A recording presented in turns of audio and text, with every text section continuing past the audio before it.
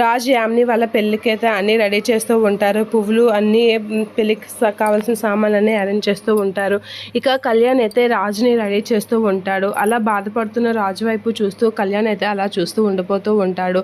అక్కడికి కావ్య వచ్చి, ఏంటి కవి గారు ఇంకా అలానే చూస్తున్నారు, ఇదండి బాస్కం కట్టేసి రామ్ గారిని వేగంగా రెడీ చేయండి అని చెప్పేసి అనేసరికి కళ్యాణ్ అయితే అలా చూస్తూ ఉండిపోతూ ఉంటాడు.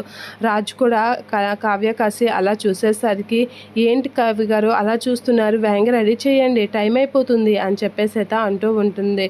అలా అనేసరికి రామ్ అయితే షాక్ అవుతూ ఉంటాడు. ఇక కావ్య అయితే అక్కడి నుంచి వెళ్ళిపోతూ ఉంటుంది. ఇక కావ్య చేసిన పనికి రాజు షాక్ అయ్యి అలా ఉండిపోతూ ఉంటాడు. ఇక అక్కడి నుంచి ఎదురుగా యామిని దగ్గరికి వచ్చేసరికి యామిని అయితే, ఏంటి కావ్య నువ్వు కంగారు పడకు, నువ్వు ఏమాత్రం భంగపడకు, మరి కొద్ది నిమిషాల్లో నా పెళ్ళి అయిపోతుంది అనేదా అంటూ ఉంటుంది.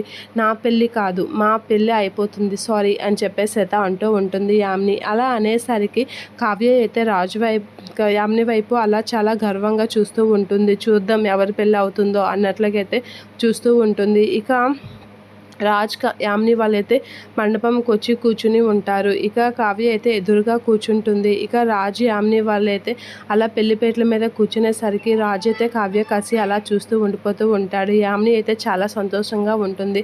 ఇక రాజు కావ్య వైపు అలా చూసేసరికి కావ్య కూడా రాజు వైపు అలా చూస్తూ ఉంటుంది. ఇక ఒకరినొకరు అలా చూసుకుంటూ ఉంటారు. అలా చూసుకునేసరికి యామిని అయితే కావ్య కాసి కూడా అలా చూస్తూ ఉంటుంది. కావ్య అయితే రాజు వైపు అలా చూస్తూ ఉండిపోతుంది.